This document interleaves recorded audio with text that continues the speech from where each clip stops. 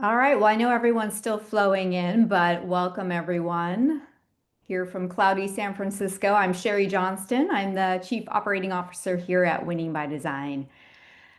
So thank you guys all for joining. We really want to make sure we make a incredibly relevant and thought-provoking session today on the go-to-market index. The go-to-market index is going to be a way to really measure your go-to-market maturity.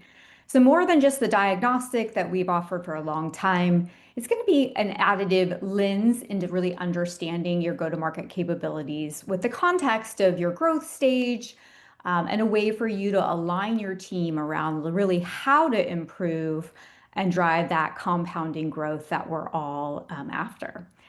I'm joined here by Dr. Dan Patterson, our Chief Innovation Officer. Thank you for joining, Dan. Hi, Shari. Great to be here, and welcome everybody. I am very excited about sharing this new, innovative, and honestly, what I believe to be a very powerful concept. So, yeah, looking forward to it. Awesome. He's the brains behind the go-to-market index and brings a really amazing combination of your academic background as well as your operator experience. And I know you're going to share some real life stories into how this comes to life with your own experience. So very cool. Excited to hear it. So before we dive into the content and the agenda and get started, as Dan and I were preparing for this, we had a fun kind of analogy to describe the go-to-market index and make it, at least in our minds, really tangible into a way to think about it. So maybe you guys can all contribute to chat how many of you besides Dan and I use a health app, whether it be the Apple Fitness or Strava or Whoop, maybe put in your favorite one into chat if you do utilize one to track your health goals. Well, we here at Winning by Design, oh, I see lots of good ones. Strava, you're a Strava man, Dan. That's exciting. Hmm. I'm more just the good old Apple Watch girl, but so I see some fellow Apple folks in there. So, this is a really interesting analogy to where, we all have health goals just the same way we have growth or retention goals. But the health app really helps us understand if we're trying to lose weight or we're trying to get to that 7-minute mile.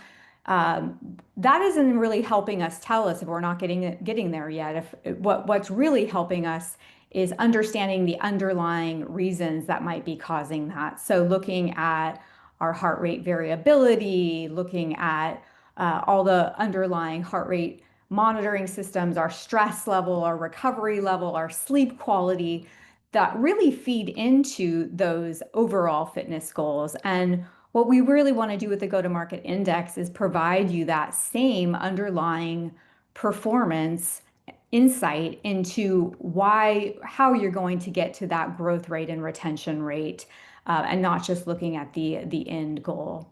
So exciting analogy or I think a really relevant analogy to the go-to-market index really being kind of your own Strava or Apple Watch fitness app that you can utilize to kind of help track your project progress on maturity.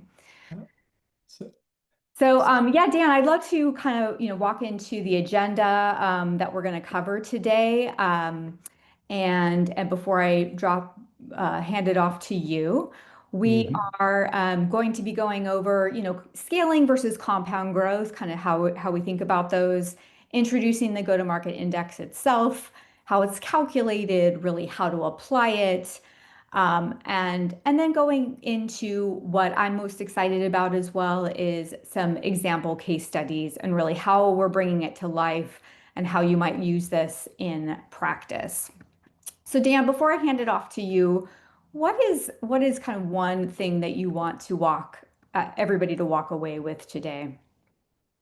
Sure. So, we're going to be talking about the concept of compounding growth, and the reality is to achieve and sustain compounding growth is really difficult. It's very, very hard. And so the reason why we developed the GTM index is it's a way of quantifying how mature and honestly, Sherry, how capable are we as an organization to achieve that compounding growth. Just to loop back on your Strava analogy, um, first of all, it's been a while since I've managed a 7 minute mile, as you mentioned. But I've been tracking. I'm a runner, and I've been tracking my running performance. I think since I was about 10 years old. I literally had a little paper notebook when I was a kid, and I used to write down the times for my 5K runs. Those times, they're the result and output of my training. So in order for me to improve, looking at my output and the times doesn't actually really help me. What I need to do is pinpoint why my fitness is what it is. And the Strava fitness index or fitness score, for example, is a measurement of how fit am I, and then I can peel back the layers and look at, is it because of sleep, etc. So the GTM index concept is exactly the same. So I think it's important to understand this is not a measure of um, monetary revenue growth. We already have that today. We can plot our ARR over time. Typically, that's an S curve. That's the result of our performance. What we really need to understand is what are the drivers that are influencing that performance? And that's honestly the gist and the purpose of the GTM index. Very cool. Well, excited to dive into it. So let's um, take a step back before we take a step forward and dive into the GTM index. So the concept of compounding for me is incredibly interesting. 15 years ago, um, generating revenue in a software business was fairly straightforward and also, I think, fairly linear. We would feed the top of the funnel in the form of an input. We would convert leads to opportunities through to deals. That's our output. And that essentially would be the end of the journey. And then we would rinse and repeat. Well, as we all know, things have got a little bit more interesting in the world of SaaS in that the point of sale, instead of it being the end of the journey, is really now the beginning of the journey because we can leverage that initial acquisition, that initial piece of revenue, and we can compound it through both what we call retention and then expansion on that initial sale. And so there is a huge opportunity today to leverage this mathematical concept of compounding. That's the good. The bad is it's very difficult to optimize all of the inputs and the levers within our GTM organization that are required to achieve that optimization. And I know I've shared this with you before, Shari, but I have a funny phrase. I call the concept of this compounding mathemagical because yes, it's driven by science, but there is just something so special to this in terms of the opportunity. But again, we have to get it right. Exactly. So the benefit and the reason why this is mathematical is the three revenue sources: acquisition feeds retention, retention then feeds expansion, expansion then in turn feeds retention. We end up with this feedback loop. The result of that is it's a non-linear, it's actually exponential in terms of benefit. So we generate this, if you like, this momentum, this flywheel. And what we're trying to constantly understand is which of those three revenue sources should we be focusing on the most to not just uphold that momentum, but actually increase that momentum, which is acceleration, which translates into compound revenue growth. Now, again, all of that is good and well. ARR growth and the ability to compound is highly sensitive to the balance of those three revenue sources. And so having a mathematical or a quantitative means of measuring the goodness, the health, the maturity of our ability to drive those three revenue sources, in my mind, is absolutely invaluable. And again, that was one of the drivers behind developing the GTM index. So early warning indications of a compounding stall. I put this slide in here, Shari, because again, in my mind, success is all about pinpointing root cause so that we can address root cause of failure. So if we were to look at this example, ARR graph here on the slide, the yellow line is showing revenue over time. And on the face of it, when I look at this, everything's quite healthy. That yellow line is increasing, all is looking well. Now, while growth is increasing, what that line doesn't show is how are things changing over time. And so when we look at the first derivative, which is essentially looking at the rate of change, what we can see here in the dotted orange line is, yes, our growth is actually increasing. It's growing up until about, you'll see here about 2022, but then that growth starts to decline. Now, why that's so important is there is a time lag with regards to the momentum of that ARR growth, as we showed in the previous slide. And so yes, we may still be increasing our revenue beyond 2022, but because we are slowing down, as represented by the orange dotted line, we are eventually going to stall. And so this, in my mind, is the first step in understanding, do we have control over that compounding growth? This tells me we have a problem, but it still doesn't get to the root cause as to exactly what is that problem. Now, with regards to the three revenue sources. First of all, on the left-hand side of the bow tie, as we call it, we focus on acquisition. And I don't think it's certainly not a new concept. Ultimately, we're trying to minimize dilution from top of funnel through to that initial point of acquisition. That's very well known.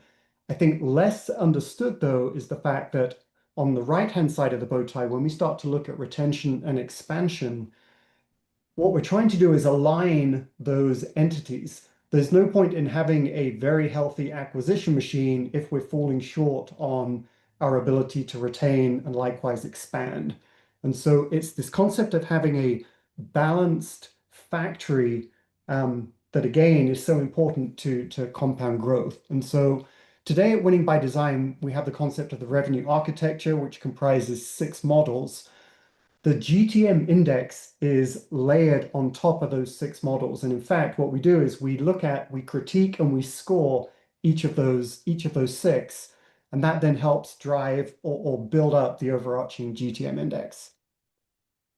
Very cool. So that's super helpful. I think we all 100% agree that that three trifecta is our end goal there of acquisition, retention, and expansion. But what we really need to know is, where do we track in those 6 models, kind of equivalent to our sleep and our health and our eating habits, et cetera, that really feed into those revenue rates that create that compounding effect. Mhm. So Dan, now I know you're going to kind of walk into, we understand, how what the goal is and what the underlying elements are. Tell us a little bit about more how the go-to-market index works and how it will tell us those underlying performance rates. You bet. So again, just to sort of start out, in many ways, the GTM index it's an evolution on top of our existing what we call a GTM diagnostic. So for many years now, and we've conducted tens and tens and tens of these, we've been able to do a deep dive and diagnose the health and maturity of your GTM organization. The challenge we've run into is when presenting the results and the information back from that diagnosis, um, some of the interpretation is somewhat subjective because there are so many data points. And so the GTM index is now consolidating all of those results and all of those data points into an overarching index. And I think, Shari, it's really important, and this is something I'm super excited about. The index is actually, in all honesty, it's more than just an index. It's actually a three-dimensional entity because yes, the primary dimension is the index. It's a 1 to 10 score. So the example here, 4.3, is actually the average of what we're seeing in the industry today. We've benchmarked and stress test the index. Secondly, though, the second dimension, it will not only come back with a numerical score, it will actually come back with a narrative diagnosis as to why the score is what it is. And most importantly, the third dimension, it even comes back with recommendations. So it's not just telling me that I have an issue, it's telling me what I need to do in order to resolve that issue. Yeah, that's super important. And going back to our favorite analogy totally correlates too, right? In terms of being able to have that data set to benchmark against. Of course, for the most part, we want our rates to improve. Our heart rate variability is a good example to improve against our own score.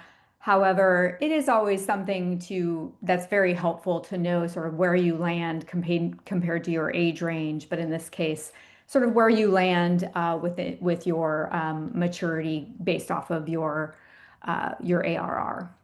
Exactly. And so there's multiple ways we can benchmark and compare our score to either peers, industry standards. I think one of the benefits we have is because we have so many years of executing these GTM diagnostics, we know what good is. And so we've actually established a target trajectory, a target score that you should be marching to based on your current revenue number or ARR. So at the bottom here, Shari, there's actually an example of four organizations that we've not only worked with on a GTMD diagnosis, but actually run the GTM index. So from left to right, the Acme org here scored actually worse out of all four organizations, just above 4.3. I think what was so telling here was the index came back and diagnosed the fact that the score was what it was and compounding growth is going to be a huge challenge was because their engine was still highly input dependent. So it's still tofu dependent. They were under focused on the right hand side of the bow tie with regards to retention expansion. Asimov slightly higher but still below 5 was interesting in that the diagnosis that came back actually predicted future state. Remember the chart that we showed with the first derivative and the deceleration. The index was smart enough to not just diagnose current state, but actually suggest a significant decline going forward. And then again, in my mind, telling me my state today is interesting, but what I really want to know is if I continue as is, what is my future state going to be? And that's exactly what I did there in that second example. Raptor was interesting as it showed a 6.5. More importantly, they're right on the cusp of achieving the holy grail of approaching compounding. It's sort of this almost this sort of self-perpetuating flywheel concept. And then Wasatch, close to 7, was doing significantly better, and expansion was absolutely holding the fort in terms of achieving that compounding. That was an example of four organizations with the score behind the scenes, or to go a level deeper, Shari. The scoring mechanism is actually a 1 through 10 scoring mechanism. And it's actually if you're interested, it's to actually 1 decimal point.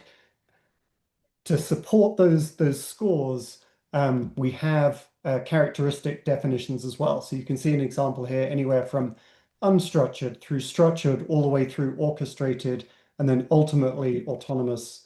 If indeed you can achieve that score of 10. And Just a little bit of the sausage making slide, like what's behind the scenes in terms of exact definitions behind each score. That's helpful. yes. So, but again, this is all driving towards root cause. And as a 10-second interlude here, I actually watched this movie with my daughter over the weekend, and it reminded me that success is all about pinpointing root cause. And again, the index is more than just a score. It's actually going to help us figure out where we need to focus our efforts. In the case of Raiders of the Lost Ark, they were focusing their efforts in the wrong place. All right. Well, that's amazing. I love to hear about, kind of sort of now that you've established kind of what the go-to-market index is, how we go about looking at the framework. Tell us how a bit more detail and sausage making around how it is calculated. Okay, so the engine can be broken down into 5 steps. So on the screen here, we have what we call our ranking system. So we have our scoring by row, and then the column, Shari, are the criteria that the AI engine uses to critique each of the individual models. Remember, we don't do top down, we do bottom up in our calculation and then roll it up to the overarching score. So we look at the revenue model, the data model, maths model, operating model, growth model, GTM model. Each of those models have different criteria against which we critique the maturity and the health of the organization. Now, step one is, first of all, we need to understand the characteristics of the business. And so in the case of customers where we've already conducted a GTMD, we have the luxury of inherently understanding all of the data points that we need from them. And so that's a relatively straightforward process. What we're working towards is automating the extraction of that information and characteristics of an organization actually without having to do a GTMD. So that's another very exciting area that we're using AI for, sort of AI-driven interviews, if you like, to extract the necessary information. And then once we have that information, the AI engine applies this ranking system. It scores each of the six models separately as step 2 and 3. We then take those scores and they are combined into the overarching GTM index. Very cool. To give us a little bit of a example, what might a company's score be in one model? Like, for instance, the data model. Sure. So let's touch on a couple. So data model and maybe revenue model. So let's say a company hasn't yet adopted the bow tie model. They're still very much funnel focused. So focusing on acquisition and not so much on retention expansion. That would score a 2 on the data model. With regards to, for example, revenue model, if there's still non-standard discounting in place, either by product or by even by seller, then that would be classified as a 3 and characterized as having operational debt. So each of the models can carry their own score with regards to maturity or immaturity. We have a question from Wendy. Is the model based on data or is it based on answers to interview questions, or a combination of both? That's a fantastic question. So it's actually the latter. So it's a blend of qualitative and quantitative information. So the qualitative is largely interview based, and the quantitative is typically the result of the diagnosis that we do during a GTMD. Very cool. Thank And, you. and without getting, well, I'm going to say without getting into the weeds, and now I'm going to get into the weeds, Shari. The AI engine is self-learning. So over time, it's actually, and it's already starting to do this, the criteria that we have in our ranking system, the engine is coming back based on the results and self-adjusting either the questions in the questionnaire for the qualitative or giving more weighting to the quantitative as well.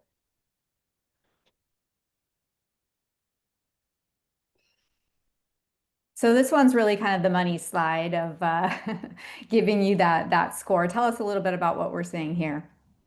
You bet. So I describe this as a tornado chart. So it is a chart that, based on the score of each model, it essentially ranks those models. So from top to bottom, we can see that the operating, the revenue, the growth model are all relatively healthy and mature and sufficient.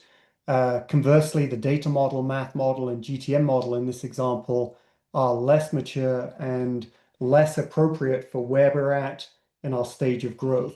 So two things, I guess. One, first of all, those individual elements get summated into the yellow overarching index. I think more importantly, though, it's our to-do list. We focus on the poor first, or the less mature. And this reminds me, my career has largely been in project management, Shari, as you know, and there is a very well known and respected concept called critical chain. And the analogy in critical chain is that if you have a Cub Scout troop and they're out on a hike, then you put the slowest hikers not at the back of the hike, but at the front, First of all, it keeps everybody together, and secondly, the faster hikers at the back encourage the slower hikers to push at the front. And that's exactly what this tornado chart is designed to do. So we focus on the less mature. One thing with that though, as we address and resolve and drive up the score on, for example, the data model, the math model, and the GTM model, it's an iterative process. We need to recalculate the GTM index because the relative scores of each of these will the tornado will essentially reprioritize as we improve. Amazing. So, Diane, I have a few questions coming in if you're open to taking a few. Yes. Edwin has a question around, how long does the full assessment take? And is it repeatable for seeing improvements over time, which I know you and I are both excited about that last part. Yes. So the first question within the question with regards to how long does the initial diagnosis take? A typical um, deep dive GTM diagnosis that is facilitated by us is typically order of magnitude about 4 weeks. Um, we are working on a self-diagnosis, but it's not a fully fledged GTMD diagnosis. It's specifically a GTM index diagnosis. And the goal there is within 20 minutes of interaction with you, we should be able to glean sufficient information to run the index. The second part of the question pertaining to um, ongoing, I think, performance tracking beyond the initial baselining of the index. I think this is actually more valuable than the initial scoring because knowing that today I score a 4.3, it's interesting and you're going to pinpoint for me where I need to improve. I think most importantly, over time, is my 4.3 getting higher or is it getting worse? And is that trending towards the target of good or is it trending away from the target of good? So yeah, this is very much designed to be an ongoing, perpetual assessment. Yeah, just again, back to our health analogy, you got to keep tracking it over time to see that the compounding growth. Well, I'll ask one more. We have quite a few coming in, then I'll let you continue. We can keep going. But hey, let's see here. Vlad asks, are the interview responses analyzed by AI or by a human? Um, are the interview, oh, so simple answer. They are analyzed by the AI engine that is behind the GTM index. Um, and that gives benefit of speed. The AI engine has the luxury of um, knowledge of prior assessments. And so it has an incredibly strong understanding of context, again, pertaining to what should be good or what is good. But yeah, it is AI driven for sure. Thank you. So we've talked quite a bit, Shari, about the quantitative score of the index, and I think we alluded to the fact that this is a three-dimensional entity. So here is an example where we have a spider diagram showing the quantitative score, but to support and defend that score, we have a narrative pertaining to diagnosis here on the right-hand side. So depending on the criteria that either passed or failed, the engine will actually return diagnosis. So for example, our math model here is scoring a 4. We have a clear growth formula defined, but that growth formula hasn't yet been applied to specific GTM motions. Conversely, data model scoring 3, there's a framework in place pertaining to the bow tie, but data is siloed and action items are hard to achieve. So that's the second dimension. And then thirdly, and again, I think this is this is the real value. We score, we diagnose, but then most importantly, the engine's able to recommend. So again, based on the scores here, by model, we can see recommendations. So for the revenue model, we need to focus on harmonizing packaging and pricing. We need a centralized data taxonomy for the data model. We need a unified operating cadence for the operating model, so on and so forth. So someone telling me that I score X in Strava, okay, tell me why. That's the diagnosis. And now tell me how I need to improve. Do I need more sleep? Do I need to train more on cardio? Do I need to go down the gym and bulk up? That's the recommendation piece. That's awesome. So this really gives us that roadmap for an action plan of really what to do about it next to get those scores up and matured to get to that growth rate and retention rate, expansion rate that we're after. It's fantastic. Mhm. And then again, because this is a community-based knowledge base, we're able to track what drives good. And so over time, those recommendations are actually going to become even more uh, pinpointed and I believe more valuable because we can benchmark against what has historically been successful. Fantastic. And this is also taking into account many of our hundreds of diagnostics that we've done in terms of what we see as a successful maturity stage throughout. Very cool. All right. Well, I know next section you're walking through is, when to apply this. Tell us a little bit about how do we go about applying it? Sure, and again, we've touched on this somewhat in some of the previous discussion, but um, don't think of the scoring of the index as a one and done.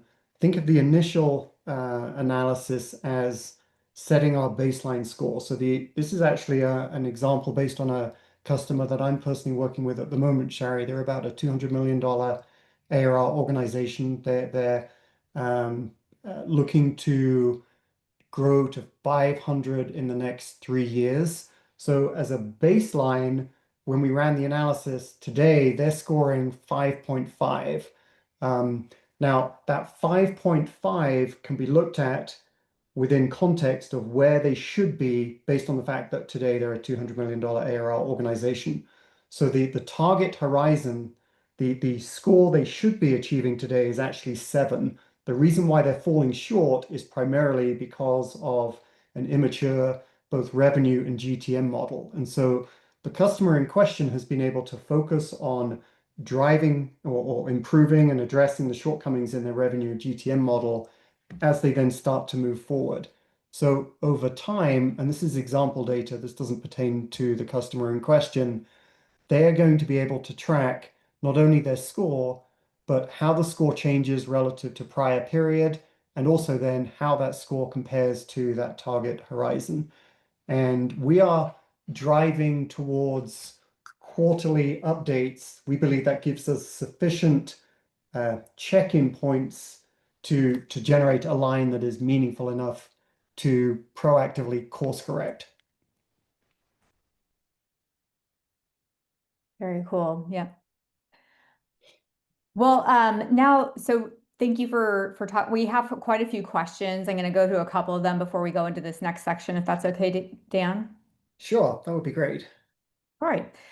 So Rob has a question that, this seems to focus on maturity of the models, but is quality of the models and the metrics they move?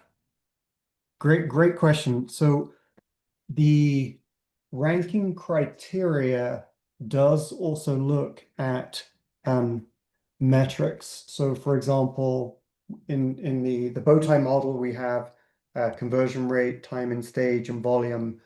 They are taken into account with regards to the scoring. Yes. Very cool. And then Edwin asks, at which stage of going into a new market would you start making a go-to-market index? Gosh, so going into a new market, so a new market would demand potentially new motions, new GTM strategy. Um, I would score as is today based on the existing markets, and then I would rerun the model, but plug in our new target market and see what the score came back with. And if it was significantly less, I would use the recommendations to prepare myself for entering that new market. I think you would have to run two scenarios there, Shari, and compare the two. Gotcha. Okay. It's almost like we would interview or diagnose based on current market and do the same thing then for the proposed new market and compare the two. Right. Makes sense. And then last one before I'll let you continue, how do you think about it differently between kind of sales-led versus product-led growth for this analysis? Great question. So we're still evolving the what we call the ranking matrix. Our thinking is depending on whether you are a high touch, low touch, PLG, SLG, some of the criteria are arguably different. And so what we're thinking is that that ranking matrix will probably, not probably, will evolve over time. And there may be slightly different versions of it depending on whether you're SLG or PLG. Um, I'm thinking with my technical hat there, ultimately it'll be the same ranking system, but as part of the interview process, the model will be smart enough to know whether you're a PLG and an SLG, and then apply slightly different criteria to the scoring. Great, thank you. All right, well, tell us a little bit about the growth guidance. All right, so growth guidance, one of my favorite topics. So at the Impact Summit in San Francisco in May, we introduced the concept of growth guidance, and we are embedding the GTM Index into that concept. So growth guidance is essentially ensuring that we align our revenue aspirations with our ability to execute our GTM plan. So the way this works is we first of all look at future state from a top-down perspective. So we start actually, Shari, on the right-hand side, and let's say we have an aspiration that 5 years from now we want to be a $500 million ARR organization. So what we do is we work backwards in time. So this is the blue dotted line. We work backwards in time. That gives us a aspirational growth trajectory. Now, that's all very well.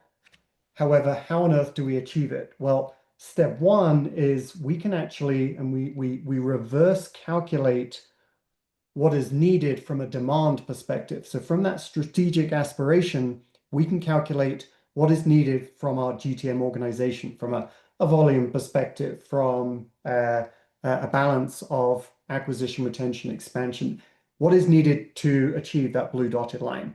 Now, step two is then to diagnose and analyze what is our capability today as a GTM organization. Now, by doing that bottom up, we can then compare it to the aspirational top down. And more often than not, there's going to be a delta, which is the delta between the blue line and the white line on this slide. That delta is what we need to improve. It's, for example, it's more inputs, it's more volume. So that the little bars at the bottom there, Shari, with the blue sub bars, that is extra stuff we need to generate. Well, again, that doesn't tell us what we need to do in order to achieve that extra stuff. Well, we know the GTM Index does that because it pinpoints root cause and tells us the recommendations. So we can apply the GTM Index to the strategic blue line, the top line, and we know the deltas, we know what needs to be improved, and the GTM Index diagnosis and recommendation dimensions will come back and tell us what we need to invest, when we need to invest it, and where we need to focus. What that does, it drives up not necessarily the blue line. The blue line is what it is. It's an aspirational curve. What it does, it drives up the probability and the confidence of our capability line, the white line, because in a perfect world, we want that white line to marry up with the blue line. So we're using the index to drive the two together. Well, to drive our capability to match our aspiration. You and I talked about this kind of as a former operator and whatnot, kind of having that growth guidance help you sleep better at night, knowing you're on the right track and getting closer and closer to to achieving the targets that you're going after. So very Mhm. cool. And I've been a three times operator now. I've worn CEO and founder hat in all three of those instances. Oh, how I wish I had the GTM index in a prior life. Um, what I've done here is I've actually retrospectively analyzed the journey of my own organization, and then as that organization got acquired and was part of a much larger parent organization, what I wanted to do was critique that journey and see if it matched my own experience during that time. So I've chunked it into essentially three phases of growth. On the left-hand side, this was our startup phase, Shari. So essentially $0 to $10 million. Um, in all honesty, we were just trying to escape Earth's gravity. We were just trying to launch that rocket ship into space. It was largely brute force. We had some informal models in place, but we certainly didn't score very highly on the GTM index. In fact, the model came back and scored us as a 2, representing high risk, which was extremely ironic given the software offering that we built to get us to $10 million was actually a risk assessment software tool. What I didn't realize at the time was if we'd have focused more on the compounding part of the business on the right-hand side, we could have actually accelerated our growth by about 25%. So it was more of a time improvement than necessarily we would have got to the $10 million eventually at some point. So it was an acceleration time eye opener, I think, for me. Once we then became part of a larger organization, I was part of a journey going from then the 10 to $100 million. We came in and were highly inconsistent with regards to our revenue model as well as our GTM model with regards to the larger organization. The index came back with a 3.5, and not only that, it came back with a recommendation that my gut already knew, and that was we delayed full integration post-acquisition. Conversely, if we'd have actually accelerated that integration in taking our own business unit into the larger organization, we would have been able to again compound a lot faster than we actually did.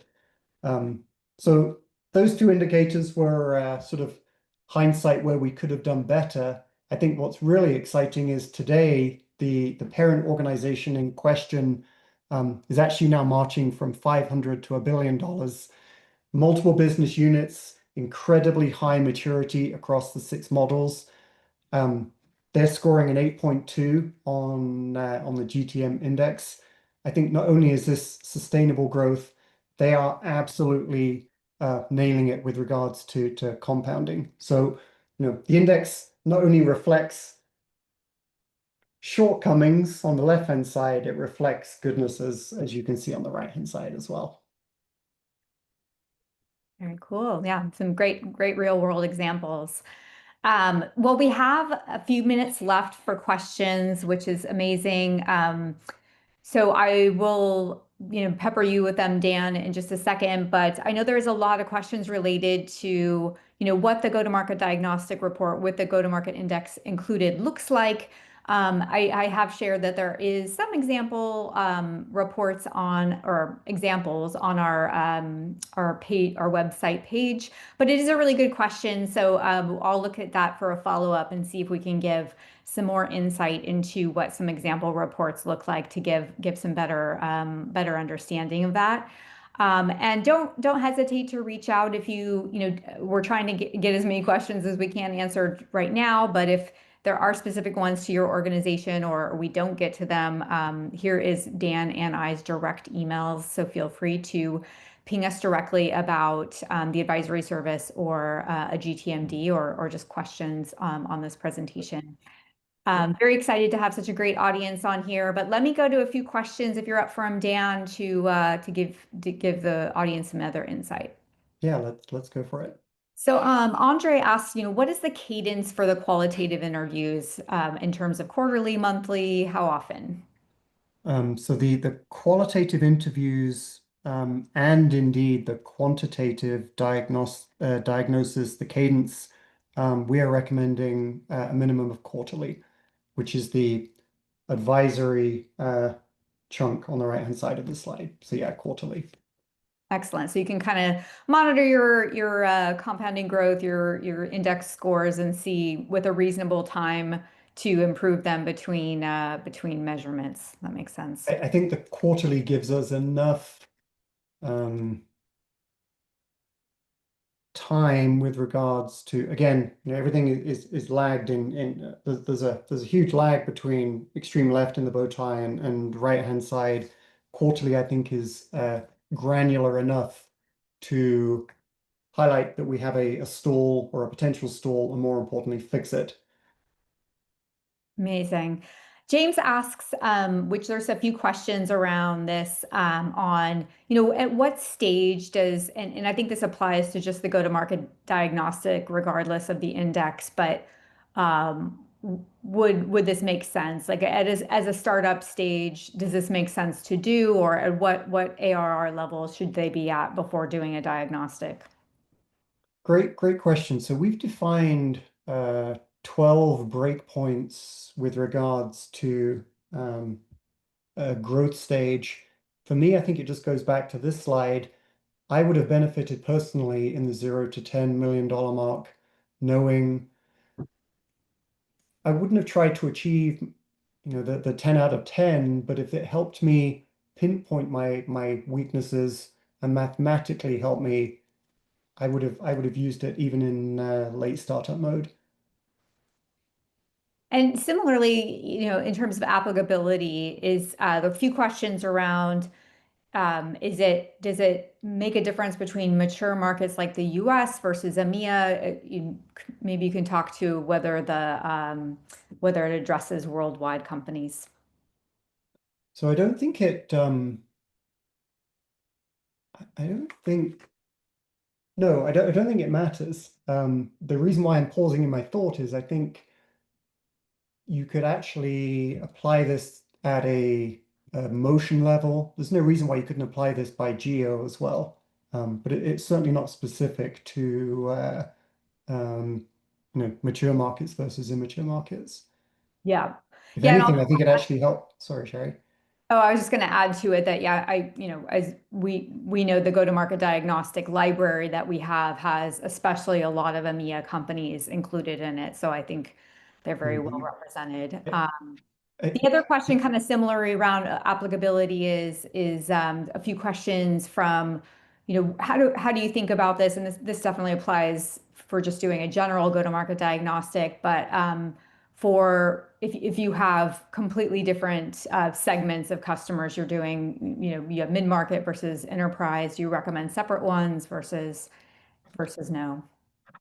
Yeah, yes, 100%. So I would again bucket that into, or I would bucket into, for example, different GTM motions, different business units, different geos. The slice and dice is, this is going to sound ridiculous. It's nothing more than slice and dice. I think just understanding out of the gate what we need to slice and dice by is because you want that to be consistent when you do your ongoing performance analysis.